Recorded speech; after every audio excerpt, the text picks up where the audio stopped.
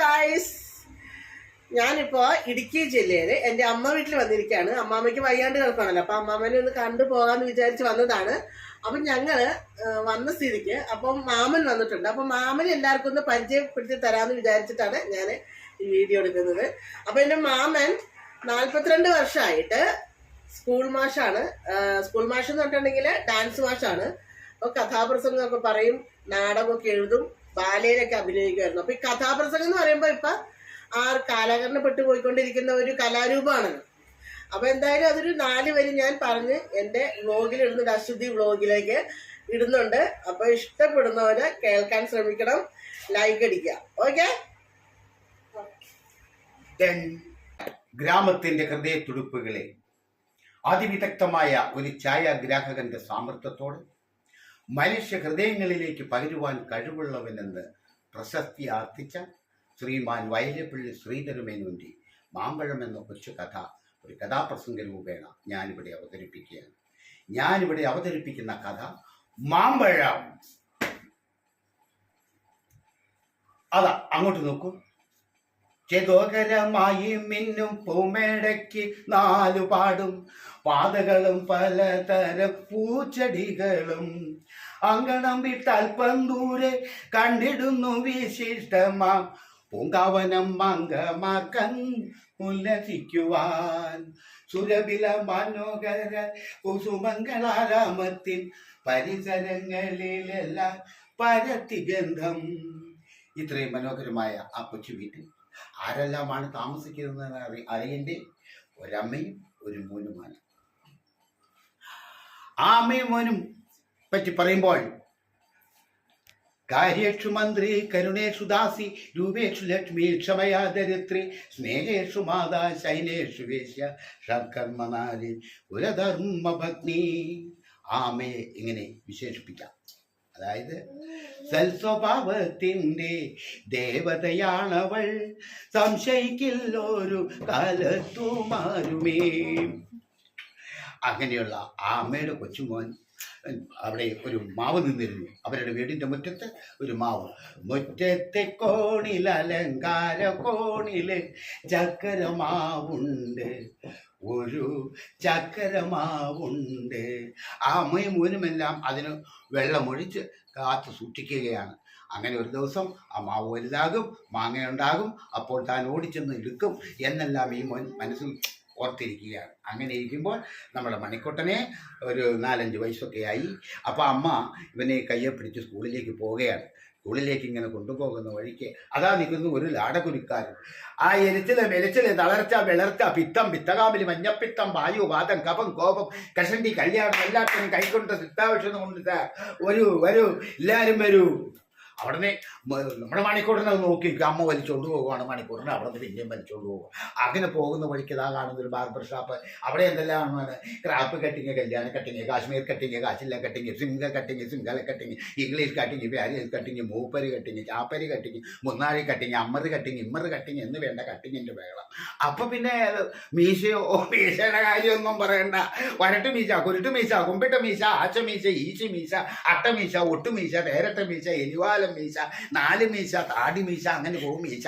അപ്പൊ പിന്നെ താടി കള്ളത്താടി, കൗടത്താടി, സൂത്രത്താടി, ജാലത്താടി, മട്ടുതാടി, മുട്ടുതാടി, വട്ടുതാടി, കെട്ടുതാടി, കള്ളരിപ്പൻ താടി, അങ്ങനെ അങ്ങോട്ട് പോകും താടിയുടെ കട. ഇതൊക്കെ നോക്കിക്കൊണ്ടിരിക്കാതെ വാട അമ്മ വിളിച്ച് മോനെ സ്കൂളിലേക്ക് കൊണ്ടുപോവുകയാണ്. അവിടെ ചെന്ന് അവനെ സ്കൂളിൽ ചേർത്തു. അവര് സ്കൂളിലേക്ക് ചെന്നപ്പോഴെന്താണ്, അതൊരു ഹൈസ്കൂളാണ്, LP UP HS ഒക്കെ ഉള്ള സ്കൂളാണ്. അവിടെ പെൺകുട്ടികളുടെ വേഷങ്ങളൊക്കെ എന്താണ്? പച്ച മഞ്ഞ ചുമപ്പ് നീല കള്ളി പുള്ളി വള്ളി സൈതുകൾ നഗ്നത വെളിയിൽ കാണിക്കുന്ന നെയിലുണ്ടറിൽ മുതലായ വെൽബറ്റെന്നും ജോർജറ്റെന്നും ഇങ്ങനെയുണ്ട് 100 തരങ്ങൾ. ഇനി ഇതിൻ്റെയൊക്കെ തയ്യലാണ് വിഗ്രസം. വീനക്ക് അതിനൊക്കെ കോവൽ, വീനക്ക് കോളർ, വീനക്ക് ചുമ്മാ വീനക്ക്, പുറകിൽ ചതുരം, മുമ്പിൽ വൃത്തം, പൊതുവേ വൃത്തം, പാതി വൃത്തം, മുമ്പിൽ കയറൽ, പുറകിൽ കെട്ടൽ. ഈ പുറകിൽ കെട്ടലിന്റെ കാര്യം പറഞ്ഞപ്പോൾ ഞാനൊരു കഥ ഓർമ്മിക്കുക. ഞങ്ങളെ അടുത്തൊരു അമ്മ മകളുടെ പുറകുവട്ടം പിടിപ്പിച്ച ബ്ലൗസും എടുത്തിട്ടുണ്ടൊരു പോക്ക്. ബസ്സിലാ യാത്ര ചെയ്ത് തടിമെടുക്കും പിടിമെടുക്കും കൊണ്ട് പുറകുവട്ടം എല്ലാം അങ്ങ് വിട്ടുപോയി. സമയത്തിരുന്ന ഒരു 80-കാരി അമ്മൂമ്മയോട്, അമ്മുമ്മേ അമ്മുമ്മേ എൻ്റെ ഈ പുറകുവട്ടം ഒന്ന് പിടിപ്പിച്ച് തരാമോ?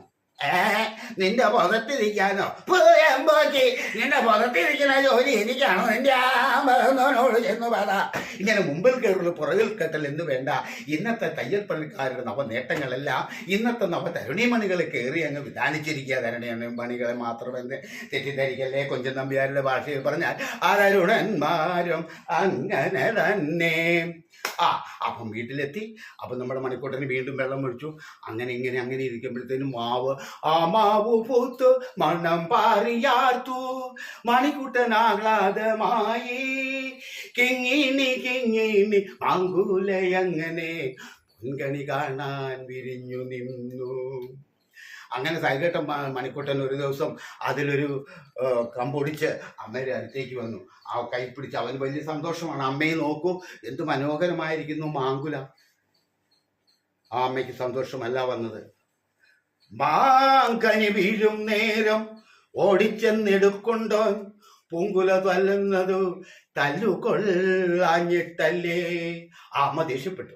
മണിക്കൂട്ടനോട് അതിനു മുമ്പ് ആ അമ്മ ദേഷ്യപ്പെട്ടിട്ടില്ല. അതുകൊണ്ടായിരിക്കും മണിക്കൂട്ടൻ അത് കേട്ടപ്പോ എന്തെന്നില്ലാത്ത സങ്കടം. അവൻ ആ മാങ്കുല വലിച്ചെറിഞ്ഞു. മാമ്പഴം പെറുക്കുവാൻ ഞാനിനി വരുന്നില്ല, മാമ്പഴം മലർക്കുല എറിഞ്ഞു വെറും മണ്ണിൽ. അവനത് വലിച്ചെറിഞ്ഞു.